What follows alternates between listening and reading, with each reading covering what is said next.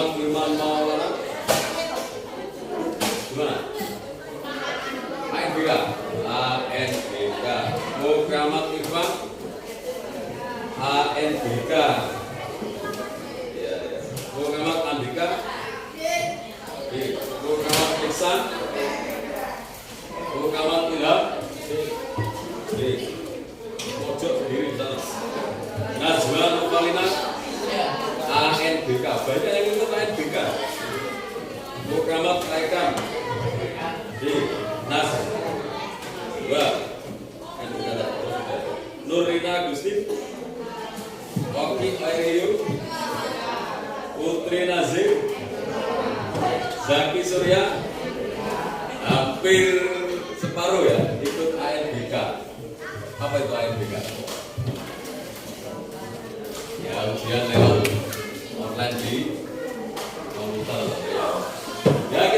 silakan teman-teman kita yang saat ini mengikuti ANBK di ruang laboratorium komputer.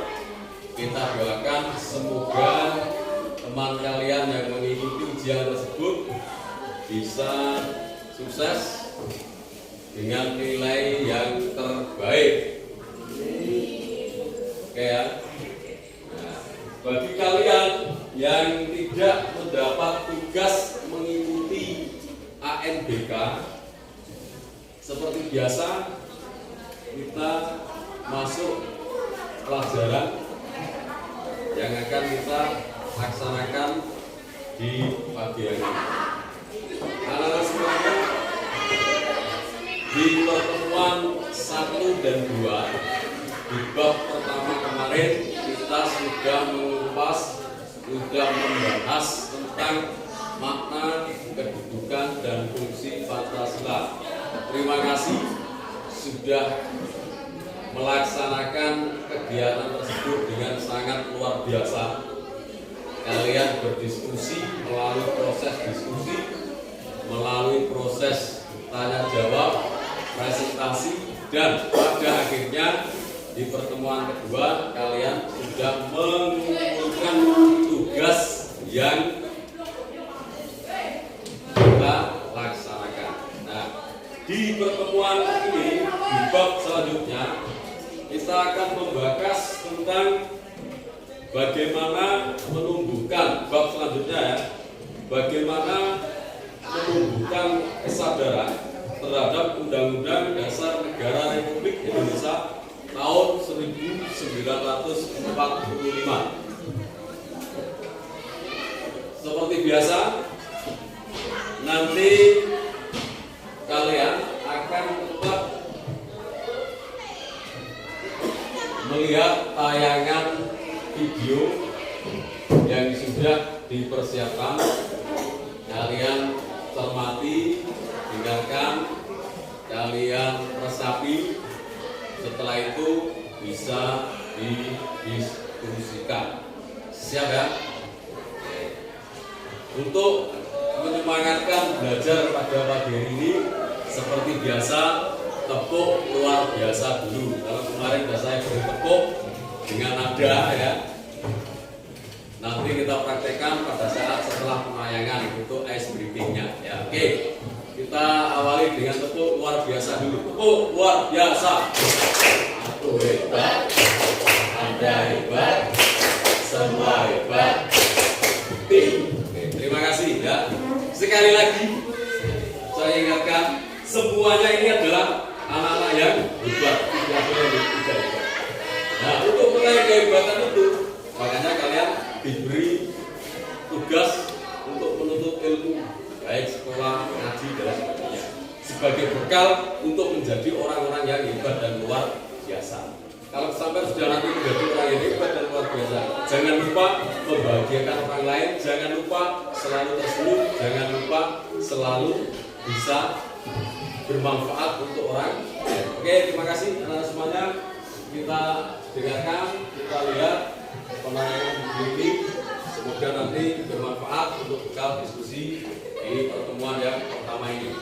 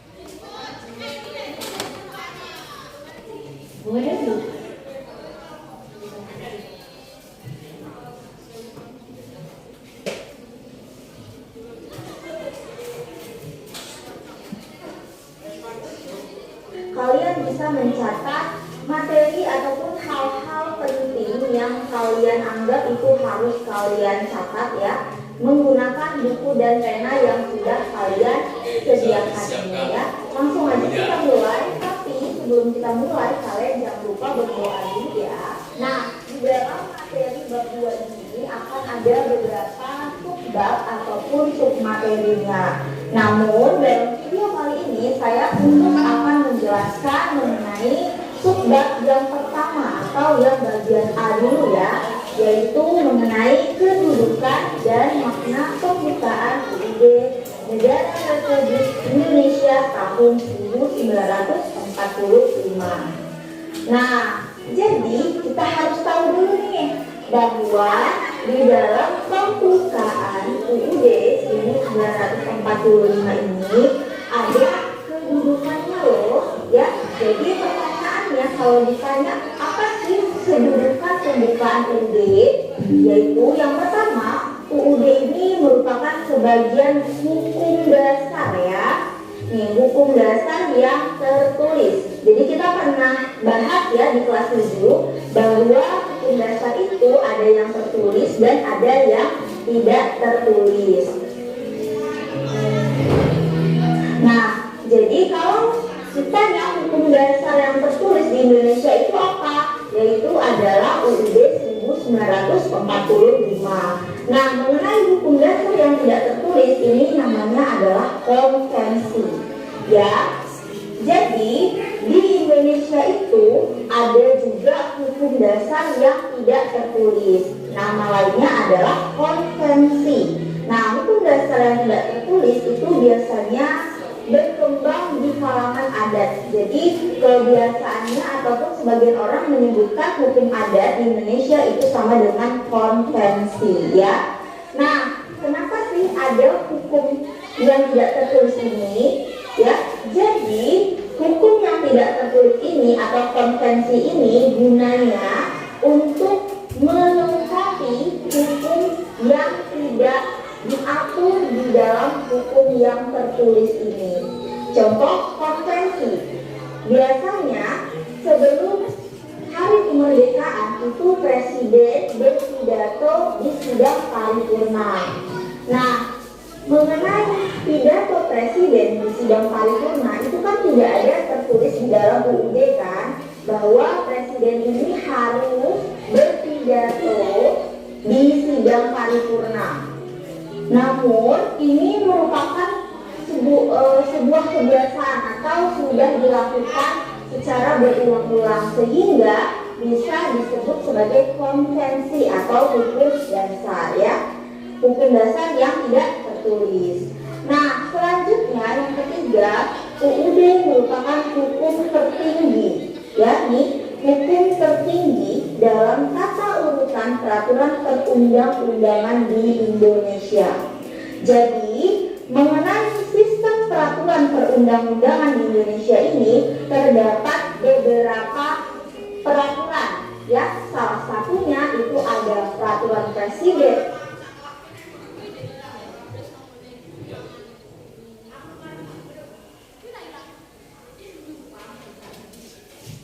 Gigi palsu lebih lembut daripada gigi asli. Bersihkan gigi palsu hanya dengan Polident. Dengan 3. Dan ada perda, ada peraturan provinsi atau perpres ya. Selanjutnya ada TAP MPR. Itu banyak berbagai macam peraturan yang ada di Indonesia. Namun dari beberapa peraturan yang sudah saya sebutkan tadi, UUD ini menduduki urutan tertinggi ya. Jadi sistem peraturan perundang-undangan yang saya sebutkan tadi itu tidak boleh melanggar dari UUD ini sendiri. Jadi kalau dibilang sudah memiliki urutan tertinggi, berarti tidak ada yang boleh menentang ataupun isinya mendahului dari ketetapan yang ada di dalam UUD ini. Paham ya? Jadi kita bahas bahwa UUD 1945 ini ya dulunya pernah diamandemen. Amandemen itu artinya mengalami sedikit perubahan ya. Jadi UUD 1900 ini 1945 ini sudah diamandemen sebanyak 4 kali. Ya, kalian cari tahu tahun-tahun berapa aja UUD diamandemen. Dari amandemen pertama tahun berapa, amandemen kedua tahun berapa, amandemen ketiga tahun berapa, dan terakhir tahun berapa amandemen yang keempat. Nah, jadi setelah diamandemen, sistematika ini artinya sama dengan urutan, ya, urutan atau susunan. Nah, jadi setelah diamandemen, urutan atau susunan UUD 1945 ini mengalami perubahan. Jadi ada perubahan di antara sebelum diamandemen dengan sesudah diamandemen. Kita lihat ya, di mana bentuk perubahan itu. Kita bahas dulu dari yang sebelum amandemen. Nah, ini dia. Sebelum diamandemen, ya, UUD 1945 ini terdiri dari 3 bagian. Ya, yang pertama itu ada bagian pembukaan. Yang kedua ada bagian batang tubuh atau pasal-pasalnya. Yang ketiga ada bagian penjelasan. Ya. Nah, selanjutnya kita lihat sistematika, urutan ataupun susunan UUD 1945 yang sesudah diamandemen. Oke, ini urutan yang sudah diamandemen. Nah, urutan sesudah amandemen itu hanya ada 2, yaitu hanya ada pembukaan dan pasal-pasal saja. Jadi di bagian sesudah amandemen ini itu tidak ada bagian penjelasan ini. Nah, pertanyaannya, kemana sih bagian penjelasan ini di bagian sesudah amandemennya? Penjelasan ini dihilangkan kemana?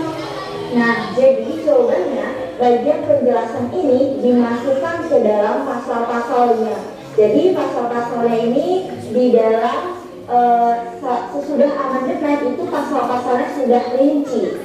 Ya, bagian penjelasan itu dimasukkan langsung ke dalam pasal-pasal. Jadi bagian sesudah amandemen itu hanya ada 2 bagian, yaitu pembukaan dan pasal-pasal. Nah, pertanyaannya, saat di amandemen, apakah pembukaan ini berubah? Nah, kalian jawab, saat di amandemen, apakah pembukaan ini berubah? Kita tahu ya bahwa saat di amandemen ada beberapa pasal yang diubah, ya. Nah, pertanyaannya, pembukaan itu diubah juga nggak ya? Nah, jawabannya itu adalah tidak, ya. Kenapa tidak? Karena salah satu syarat dari amandemen ini adalah tidak boleh untuk merubah pembukaan. Nah, kenapa pembukaan ini tidak boleh dirubah? Karena di dalam pembukaan ini sudah kompleks mengenai struktur yang terdapat di Indonesia. Jadi intinya kalau kita merubah pembukaan ataupun kita mengamandemen pembukaan, bahwa artinya kita juga sudah merubah sistematika kenegaraan yang ada di Indonesia. Karena di dalam pembukaan ini sangat kompleks, yaitu terdapat visi misi negara, ya. Selanjutnya ada bentuk negara, selanjutnya ada dasar negara. Nah, selain daripada itu ada beberapa hal lagi yang sangat penting di dalam pembukaan ini. Ini alasannya kenapa pembukaan itu tidak boleh di amandemen. Sudah paham ya? Kita masuk ke bab kedua, yaitu hubungan pembukaan dan proklamasi kemerdekaan. Jadi, sebelum kita membahas mengenai hubungan antara pembukaan dengan proklamasi kemerdekaan, kita harus tahu bahwa proklamasi ini ya terdapat ataupun terdiri dari 2 unsur. Kita cari tahu dulu ya, 2 unsur ataupun 2 pokok yang terdapat di proklamasi itu. Yang pertama, di dalam proklamasi itu memuat pernyataan kemerdekaan bangsa Indonesia. Selanjutnya yang kedua, memuat ataupun terdapat tindakan yang harus segera dilakukan dengan pernyataan kemerdekaan. Setelah itu, kita juga melihat di mana sih hubungan antara pembukaan dan proklamasi ini. Nah, ini dia. Jadi, di dalam alinea pertama sampai alinea ketiga itu pembukaan UUD ini merupakan urai. Sebagai brand obat sakit kepala nomor 1 di Indonesia yang telah hadir selama lebih dari 50 tahun, Ayat terperinci dari kalimat pertama yang terdapat di proklamasi. Kita lihat dulu ya, kita bedah. Nih, di dalam alinea pertama, kedua, ketiga itu merupakan unsurnya itu ada di dalam proklamasi yang bagian pertama, pokok pertama ya. Kita lihat dulu di alinea pertama, dia bilang bahwa di alinea pertama ini menyatakan mengenai kemerdekaan. Kalian bisa lihat di alinea pertama itu ada kalimat kemerdekaan itu ya hak segala bangsa. Jadi alinea pertama ini masih merupakan uraian dari proklamasi pokok yang pertama ya. Kita lihat di alinea kedua ini menyatakan mengenai perjuangan kemerdekaan. Di alinea kedua kalian bisa menemui kalimat yang berbunyi mengantarkan rakyat Indonesia ke depan pintu gerbang kemerdekaan. Ya, ini juga masih terdapat di dalam pokok proklamasi yang pertama. Yang pertama.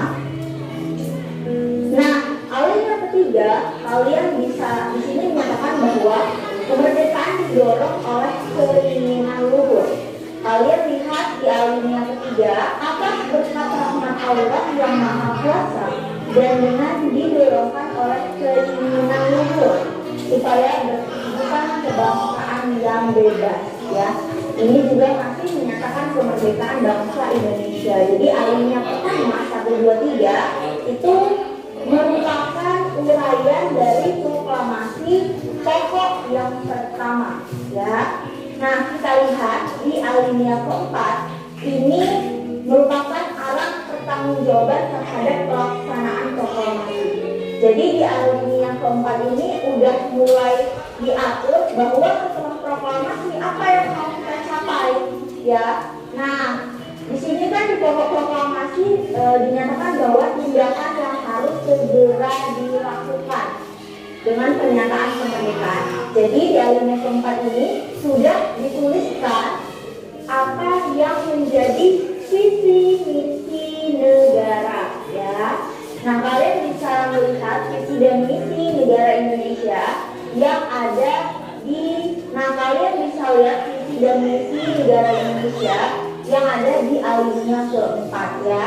Nah, selanjutnya selain dari visi dan misi, di alinea keempat ini juga ada mengenai bentuk negara ya.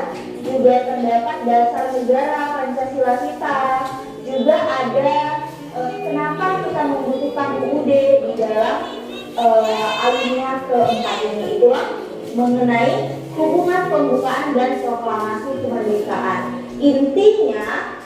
Intinya proklamasi ini merupakan rangkuman dari apa yang terperinci di dalam pembukaan UUD 1945 ini. Karena kalian bisa lihat di layar ya, di seluruh alinea ini, baik alinea pertama, kedua, ketiga, keempat itu terdapat di dalam proklamasi ini ya. Kalau di alinea 1, 2, 3 kalian bisa melihat di proklamasi pokok yang pertama. Kalau di alinea keempat kalian bisa melihat di dalam proklamasi yang terdapat di pokok yang kedua. Kita lanjut ya. Semoga kalian paham dengan penjelasan ini. Nah, sekarang kita akan membahas ke bab yang ketiga, yaitu pembukaan memuat pokok kaidah negara yang fundamental. Kita bahas dulu. Pembukaan memuat pokok kaidah negara yang fundamental. Fundamental ini sama dengan artinya penting ya. Nah, jadi pokok kaidah fundamental yang terdapat di dalam pembukaan UUD 1945 ini ialah yang pertama, di dalam pembukaan UUD 1945 ini memuat ataupun terdapat pokok pikiran yang diciptakan dan diwujudkan dalam pasal-pasal UUD.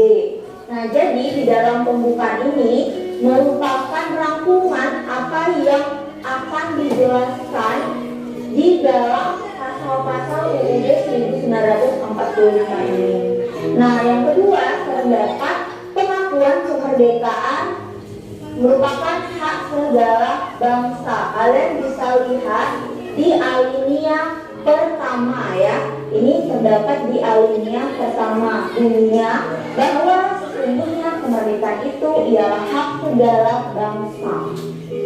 Selanjutnya yang kedua terdapat cita-cita nasional juga. Yang keempat, di pembukaan UUD terdapat pernyataan kemerdekaan. Kalian bisa lihat di alinea kedua.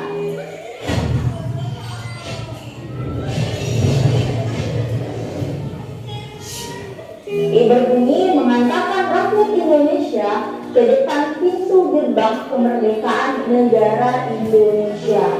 Kalian bisa lihat pernyataan kemerdekaan ini di alinea ketiga ya, yang berbunyi maka rakyat Indonesia menyatakan dengan ini kemerdekaannya.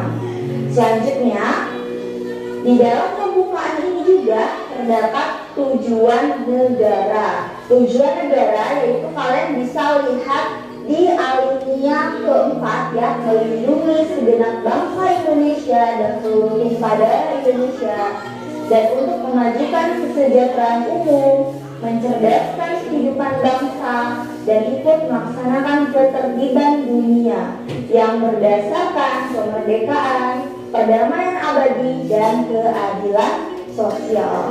Ini terdapat di dalam alinea keempat. Nah, selanjutnya juga terdapat kedaulatan rakyat, bahwa di Indonesia ini yang berdaulat adalah rakyat. Ini kalian bisa lihat di alinea keempat ya. Alinea keempat juga ini berbunyi yang terbentuk dalam suatu susunan negara Republik Indonesia yang berkedaulatan rakyat ya. Kalian bisa lihat di alinea keempat. Dan yang terakhir juga terdapat dasar negara Pancasila di dalam pembukaan UUD 1945. Nah, dasar negara ini juga terdapat di alinea keempat ya, yang berbunyi berdasarkan kepada ketuhanan yang Maha Esa, kemanusiaan yang adil dan beradab, persatuan Indonesia, dan kerakyatan yang dipimpin oleh hikmat kebijaksanaan dalam permusyawaratan atau perwakilan, serta dengan mewujudkan suatu keadilan sosial bagi seluruh rakyat Indonesia. Nah, cita-cita nasional ini juga kalian bisa lihat di alinea kedua ya. Ini tadi kelupaan. Cita-cita nasional kalian bisa lihat di alinea kedua yang berbunyi menghantarkan rakyat Indonesia ke depan pintu gerbang kemerdekaan negara Indonesia yang merdeka, bersatu, berdaulat, adil, dan makmur.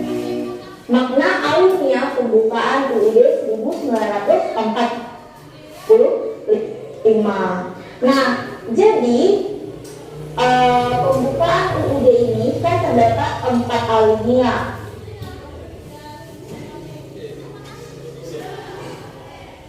Sebelum kita lanjut ke bab makna alinea pembukaan Undang-Undang Dasar 1945, dari gambaran mulai poin 1, 2, dan 3 sudah dicatat ya. Nah, catat. Nanti sebelum saya lanjutkan ke lanjutannya di poin keempat, silahkan dicatat. Nanti setelah video saya putar, didiskusikan seperti biasa. Namun sebelum kita mulai, kelihatannya sampai ini sudah mulai agak ngantuk ya. Kita nyanyikan lagu yang sudah kalian tulis beberapa hari yang lalu ya. Lagunya ada versi berapa bahasa ya? 4 bahasa ya. Sederhana tapi ada 4 bahasa lagu. Siji loro telu ojo lali karo aku. Setunggal kalih tiga empun supe kalih lo. 1 2 3 jangan lupa sama saya. 1 2 3 don't forget. Siji loro telu bahasa apa itu? Jawa, Jawa ngoko ya. Empun supe kalih kula basa Jawa Romo. 1 2 3 bahasa bisa. Don't forget me Inggris. Oke, saya dulu ya. Nanti kalian ikuti 4 bahasa. Sebelum lagu kita mulai seperti biasa, tepuk tangan dulu. Tepuk luar biasa.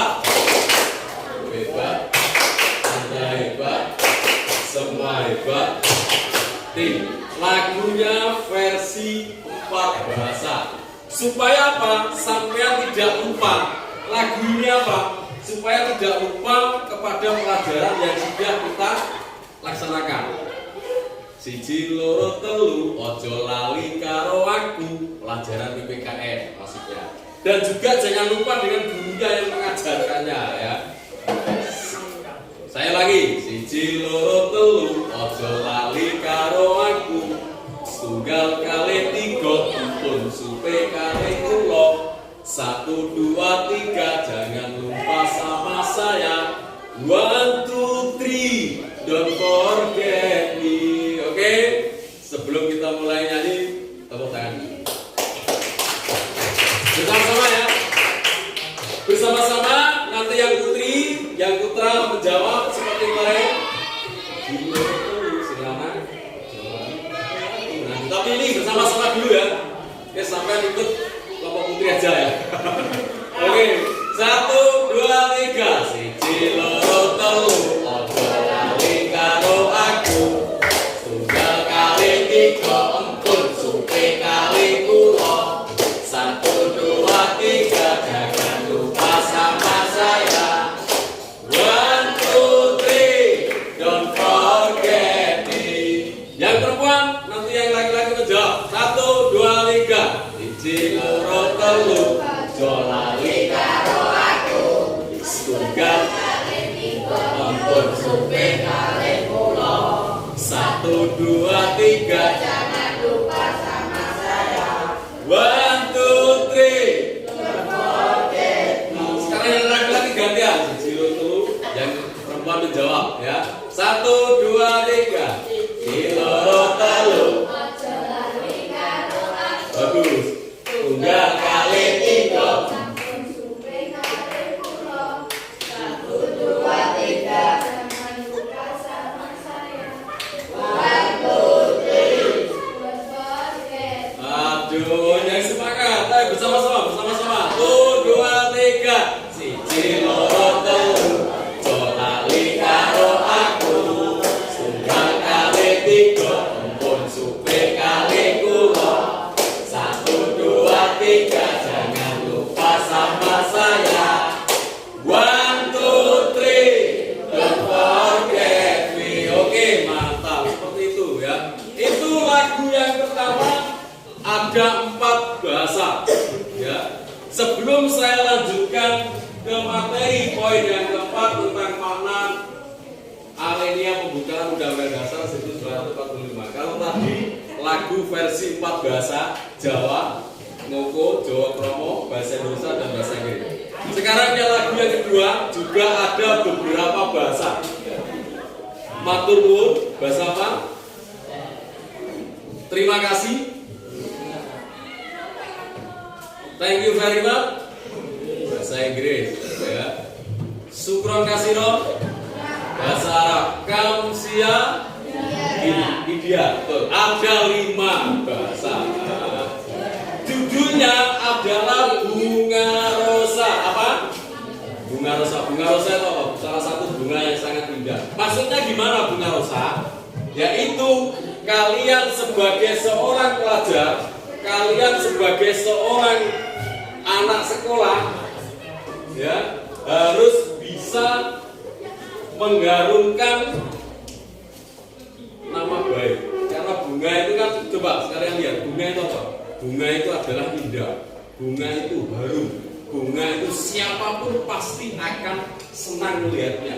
Nah, kalian juga ditunjukkan sebagai seorang pelajar, sebagai seorang generasi penerus bangsa yang nantinya orang tua kalian, bapak ibu guru kalian, lingkungan sekolah kalian, lingkungan keluarga, lingkungan masyarakat melihatmu seperti bunga yang indah dipandang, seperti bunga yang harum, wangi, seperti bunga yang semua orang pasti ingin memetiknya.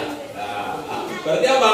Kalian sebagai seorang pelajar harus bisa mengharumkan nama bangsa, harus bisa dipandang menyenangkan terhadap orang lain, dan terutama bunga itu pasti akan disenangi oleh siapa saja ini, ya. Oke, sebelum kita lanjutkan materinya, kita nyanyikan lagu 5 bahasa, judulnya Bunga Rosa. Simple ya, tidak sulit-sulit ya. Coba saya dulu, nanti kalian. Bunga rosa, bunga rosa. Nadanya rendah, tinggi, rendah lagi.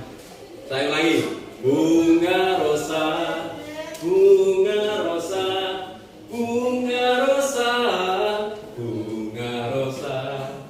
Matur nuwun ya, matur nuwun, matur nuwun, matur nuwun.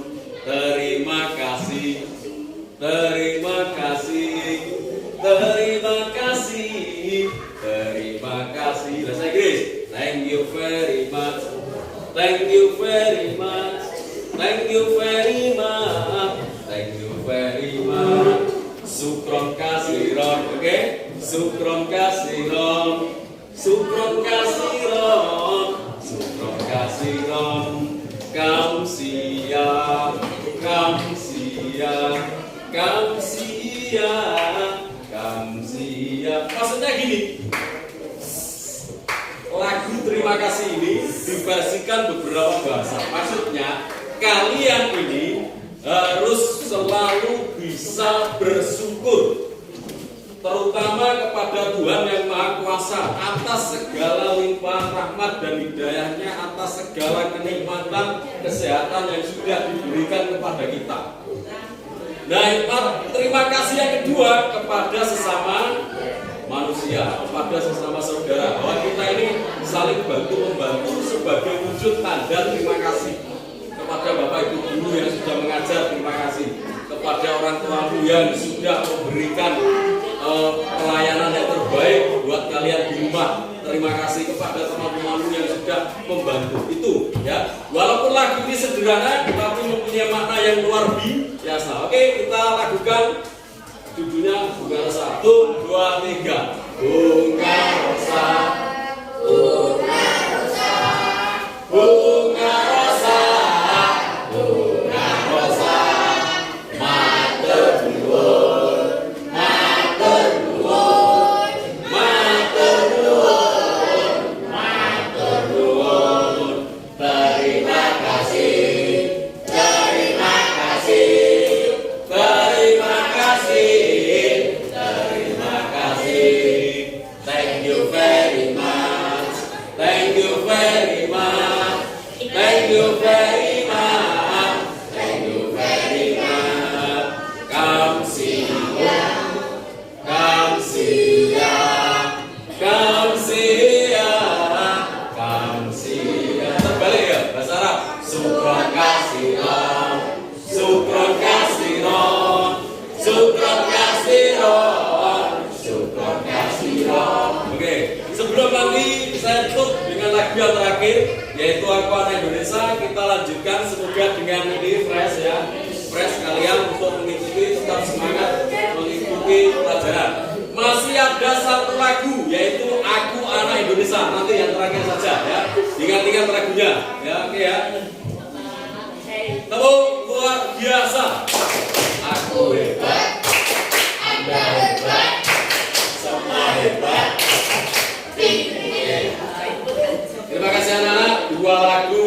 4 bahasa dan 5 bahasa. Sekarang kita lanjutkan lagi untuk poin yang keempat, yakni makna alinea pembukaan Undang-Undang Dasar 1945. Ayo disimak kembali, bisa ditulis.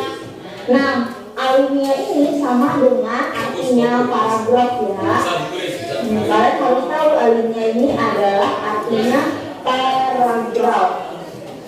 Nah, jadi di dalam pembukaan itu terdapat 4 paragraf atau biasa kita sebut 4 alinea, yang mana masing-masing alinea ini punya maknanya sendiri-sendiri ya. Nah, makna yang pertama itu membuat 2 hal, yaitu ada dalil objektif ya, dalil objektif yaitu penjajahan di atas dunia harus dihapuskan. Maksud dari dalil objektif ini yaitu dalil ini menjadi alasan bangsa Indonesia untuk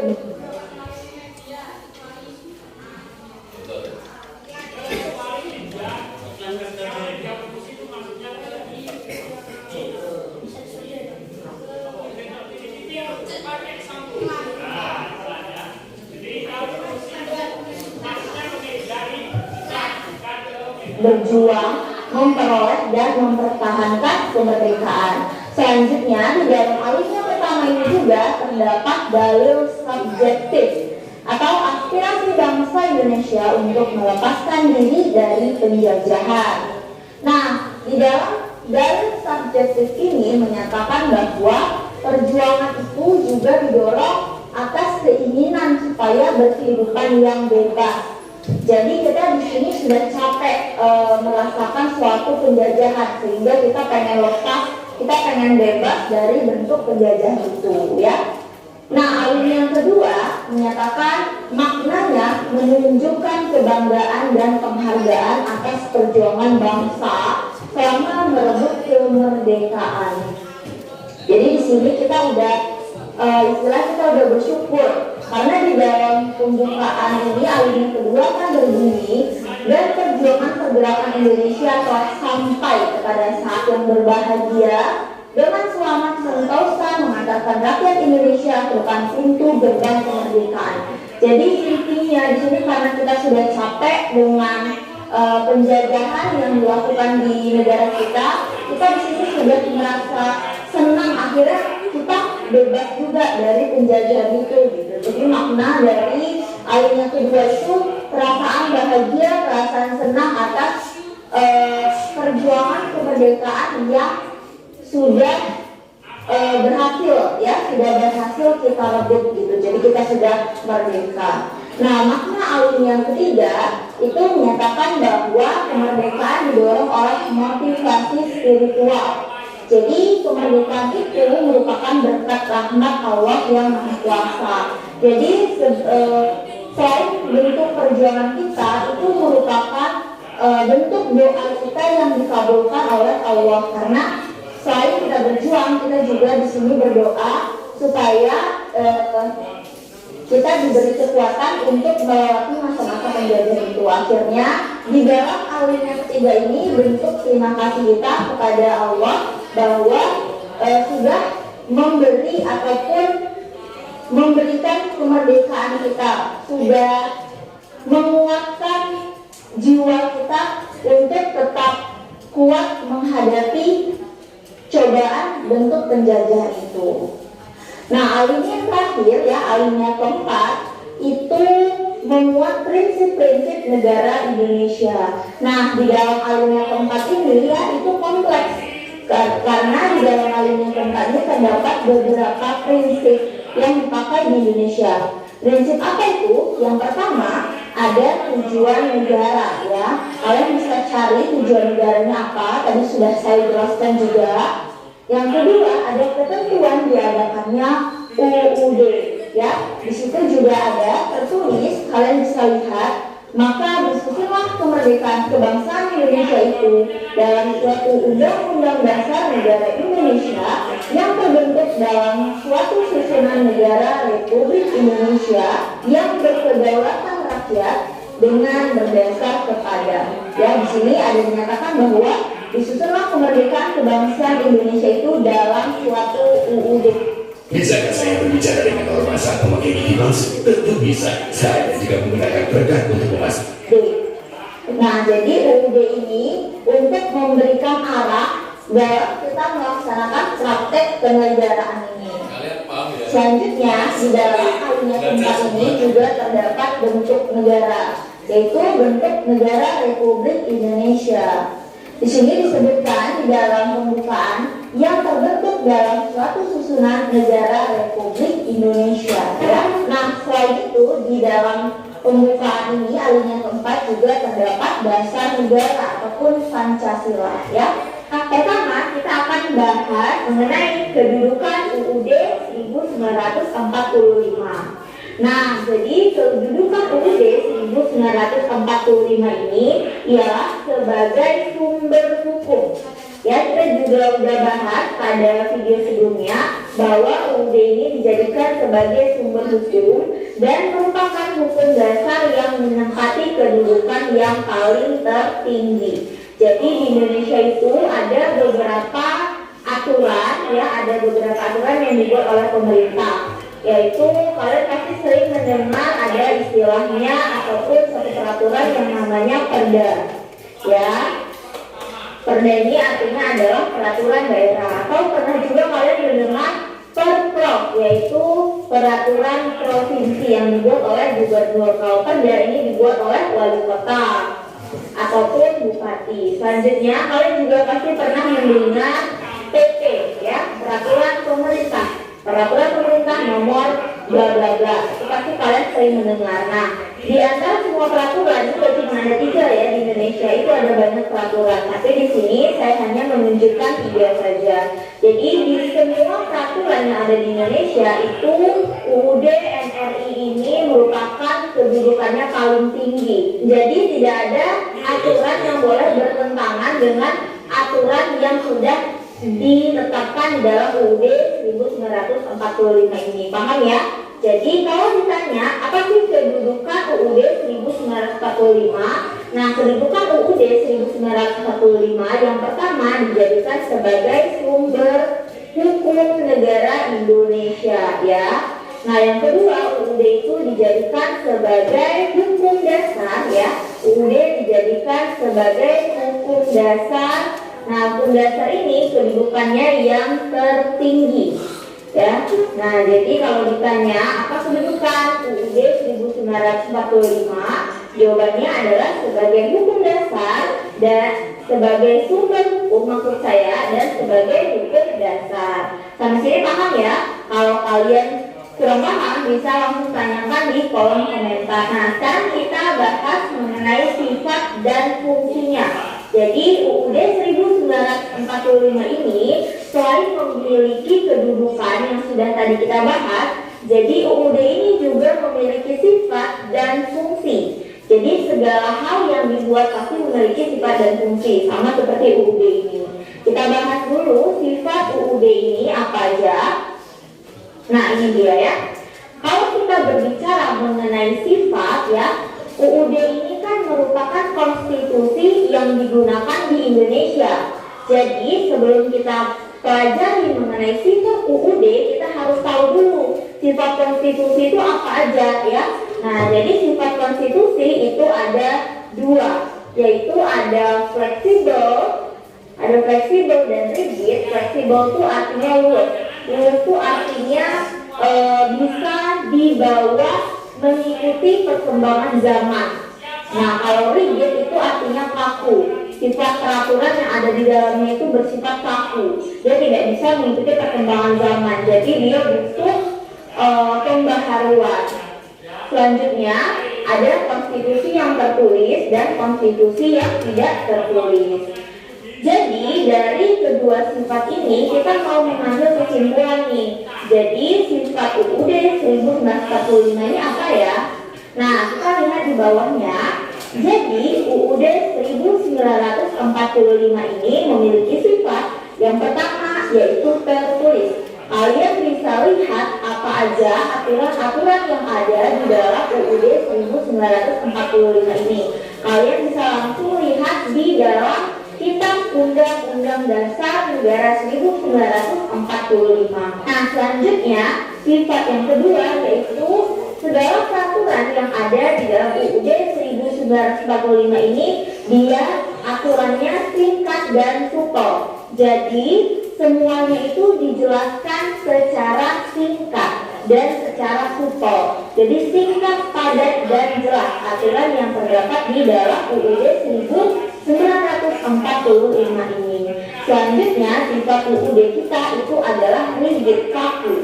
Kenapa kaku? Buktinya itu UUD 1945 sudah diamandemen sebanyak 4 kali. Nah, kenapa diamandemen? Karena diadakannya suatu perubahan. Perubahan itu mengikuti dengan keadaan zaman pada saat itu. Seperti itu. Paham ya?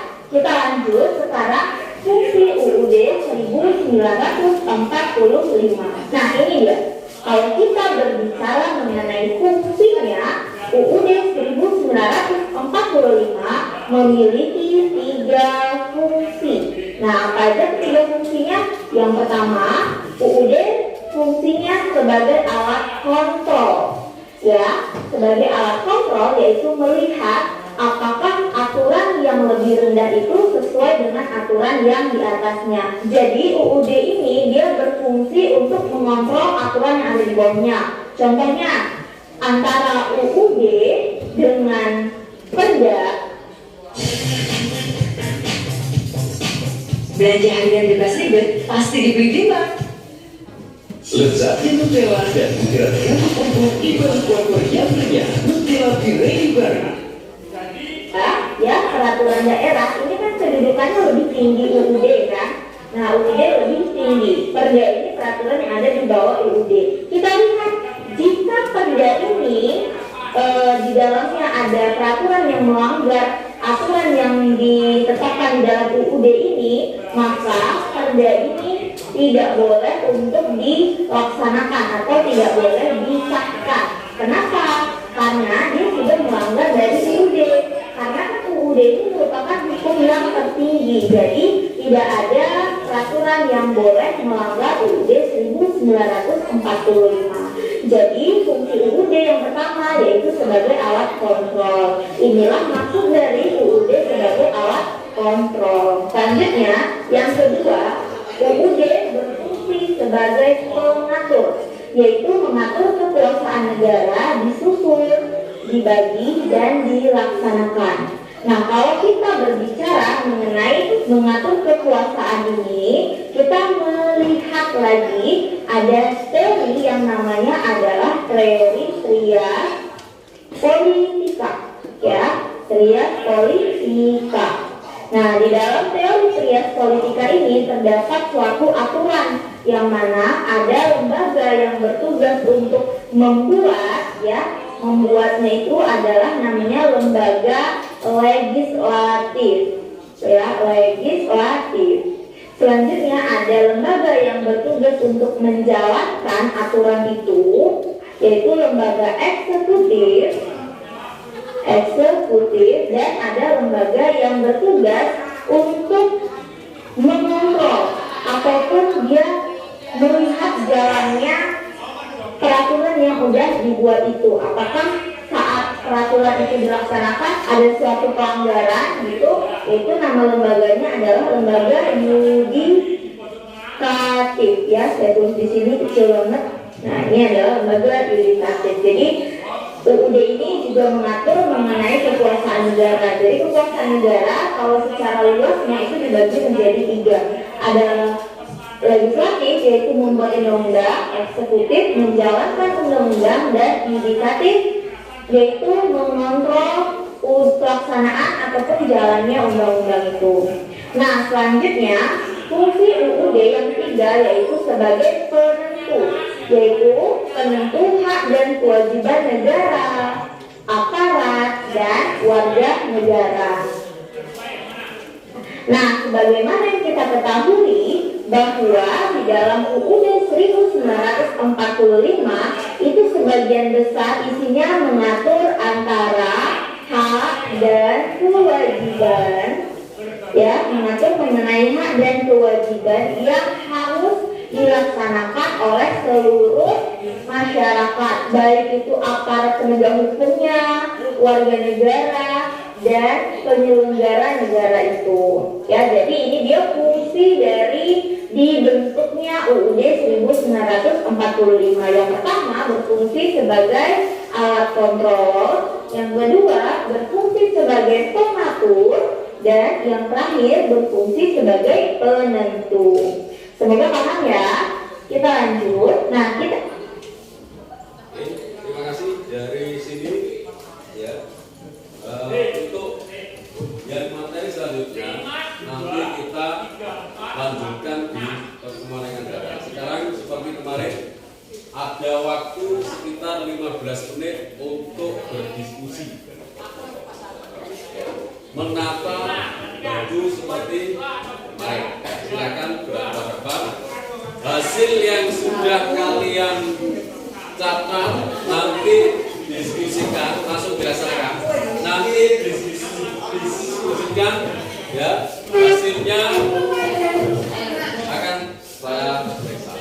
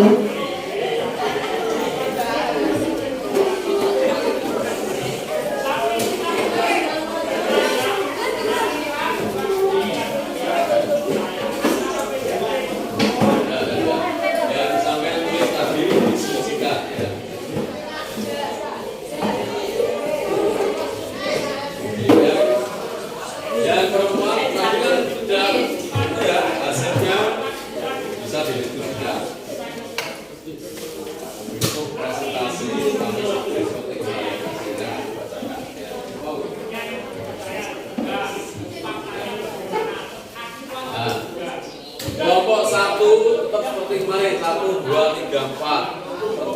Sekarang bisa dulu ya.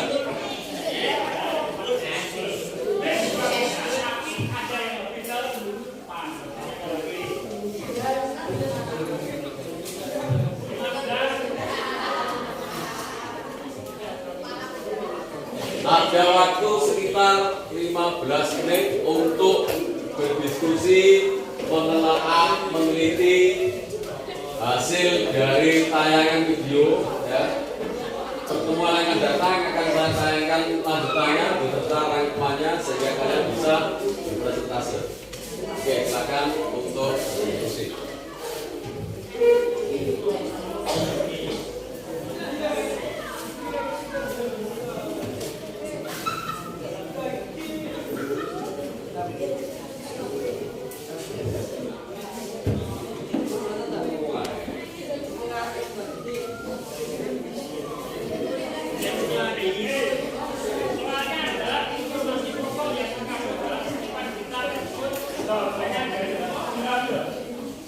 Ada yang menulis, ada yang membaca, ada yang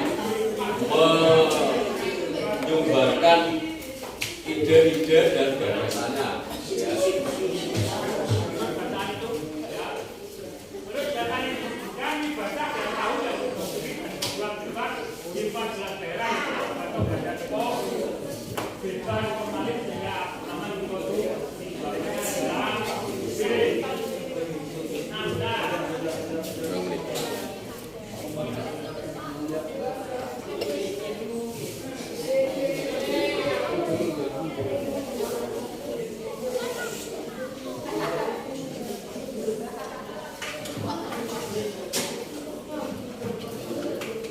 Gunakan waktu seperempat menit ini untuk mendiskusikan.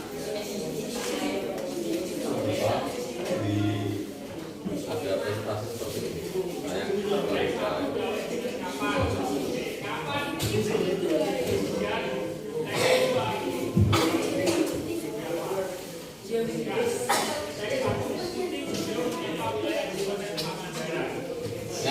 diskusi itu ada yang mencatat, ada yang menuangkan ide-ide atau gagasannya, terus ada yang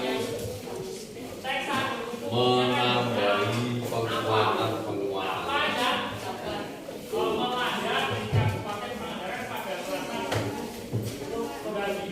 Yang kalian diskusikan adalah materi ini dari hasil penayangan tadi ya. Poin-poin pentingnya apa yang sudah kalian telah tadi dicatat, menemukan poin-poin tentang inti-intinya ya.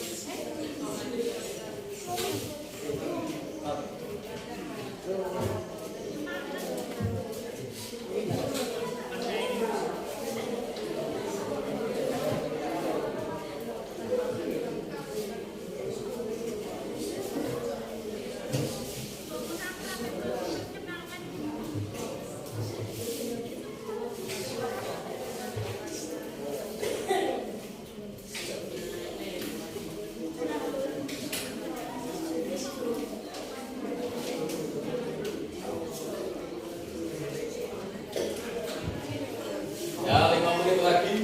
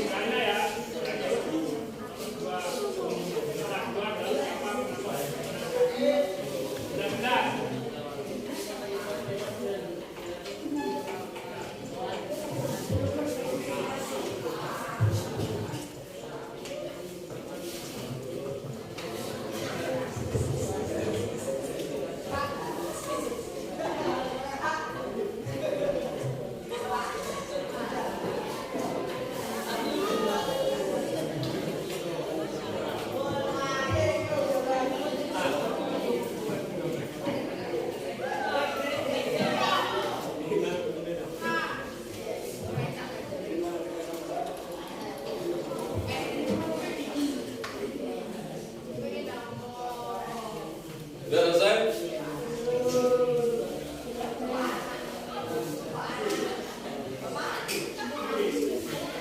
Nomor 19 jawabannya D. Unsur kedua kita adalah berapa, kapan, bagaimana, berapa jumlah luka yang tewas, berapa jumlah korban, ada 210 luka. Kemudian kapan?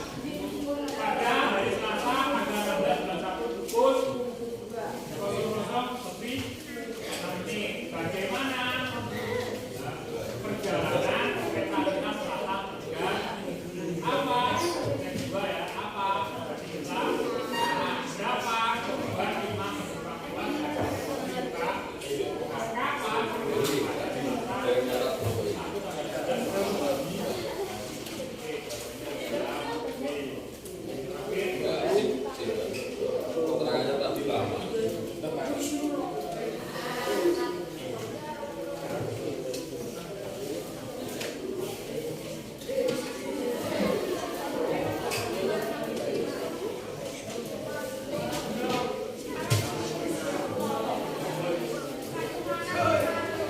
Oke, rupa-rupanya setelah saya cek satu persatu kelompoknya sudah ada titik gambaran.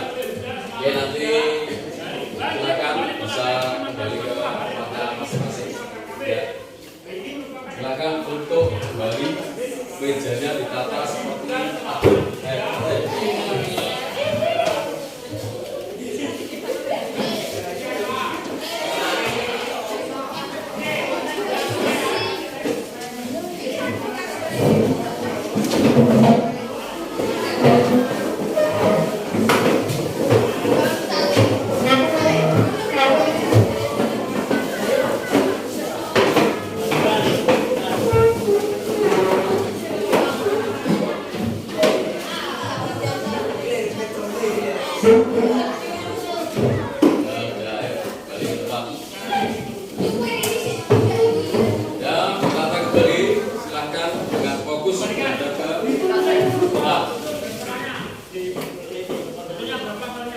anak-anak semuanya, terima kasih. Ternyata kalian ada kemajuan yang luar biasa ya. Tiap kelompok sudah ada catatan-catatan dari hasil diskusinya ya. Saya lihat tadi kalian sudah paling tidak mencatat hasil tayangan video dan itu merupakan pengertian tentang kesadaran untuk Undang-Undang Dasar 1945 ya. Jadi hasil ini nanti di pertemuan yang kedua saya tayangkan video lanjutannya ini, terus rangkuman dari hasil rangkumanmu nanti kalian presentasikan ke depan untuk pertemuan yang kedua. Setelah itu dikumpulkan. Hari ini cukup kalian berdiskusi. Pertemuan yang kedua nanti matangkan diskusimu itu hasilnya ya, terus dipresentasikan ke Pak.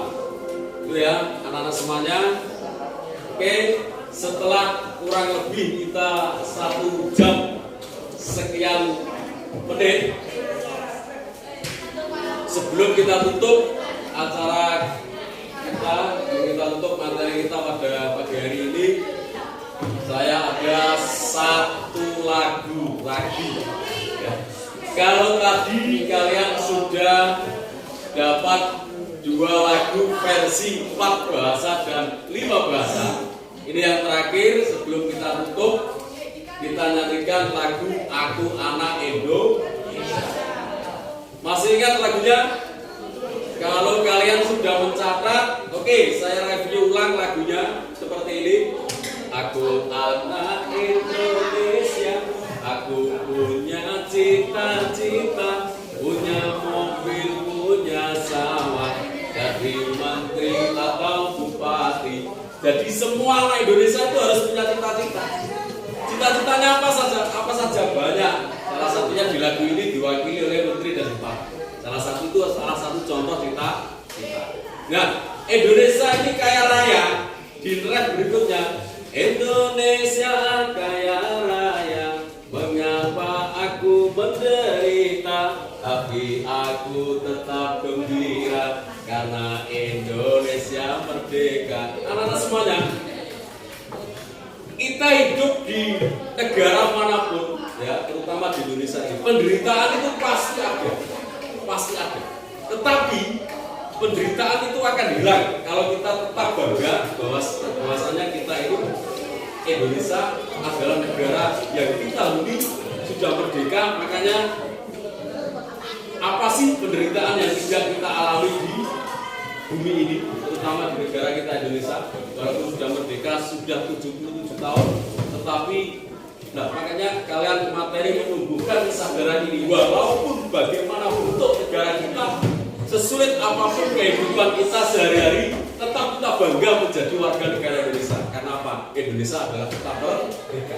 Itu rapnya ya. Jadi alinea yang pertama itu, aku anak Indonesia, aku punya cita-cita, punya mobil, punya sawah, jadi menteri atau bupati. Ayo tuh 2, 3. Aku anak Indonesia, aku punya cita-cita, punya mobil, punya sawah, jadi menteri atau bupati.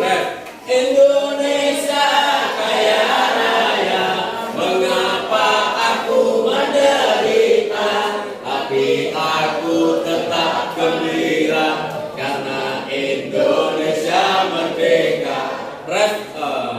Kedua, aku kan propaganda dengan laut janji-janji. Coba terka aku siapa? Aku anak Indonesia.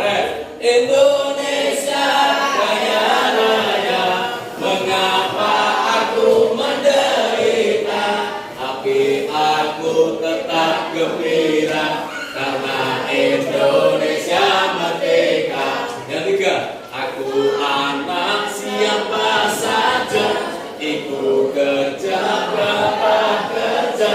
Coba terka aku siapa? Aku anak Indonesia. Lagi, Indonesia kaya raya, mengapa aku menderita, tapi aku tetap gembira karena Indonesia merdeka. Merdeka, merdeka. Nah, itu ini untuk penyemangat kita ya. Jadi untuk menumbuhkan kesadaran, lagu ini mencerminkan bahwasanya kita ini harus punya cita-cita sebagai anak bangsa. Kita dilahirkan dari bapak atau ibu siapapun, bebas. Ada yang anaknya pejabat, ada yang anaknya petani, ada yang anaknya pedagang, ada siapapun boleh ya.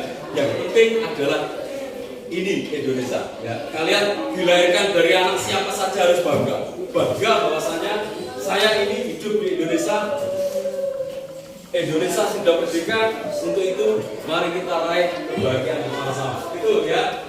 Oke, sekali lagi lagu ini kita nyanyikan dari lagu Sijilur Telu ya. Langsung ya, disusul 3 lagu untuk menutup kegiatan kita pada pagi hari. 1, 2, 3. Sijilur Telu, lali karo aku, tunggal kali 3, supe kali kuro. 1, 2, 3, jangan lupa sama saya. 1, 2, 3, come forget me. Akhir 1, 2, 3. Bunga rosa, bunga rosa, bunga rosa, bunga rosa. Matur nuwun, matur nuwun, matur nuwun, matur nuwun. Terima kasih, terima kasih, terima kasih, terima kasih.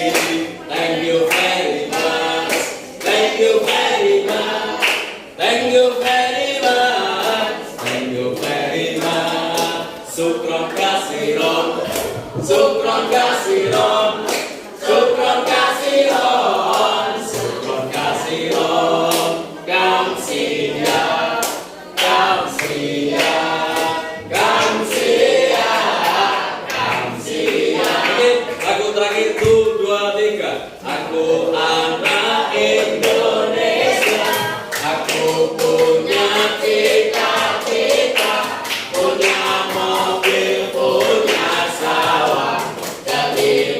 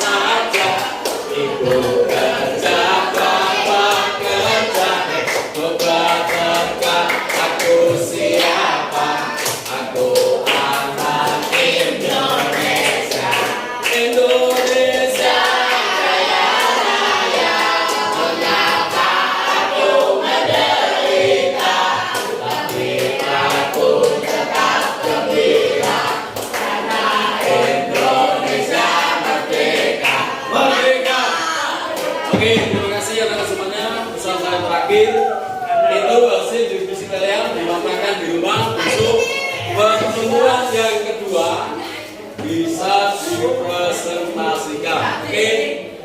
Dan telah selesai kegiatan kita pada hari ini. Saya berterima kasih sekali, kalian semangat dalam belajar.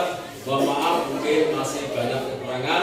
Silakan untuk ketua kelasnya menyiapkan, dan nanti seperti biasa sebelum keluar kelas saling satu persatu. Silakan disiapkan, fokus. Ya, gerak. Gerak. Gerak. Halaman. Assalamualaikum.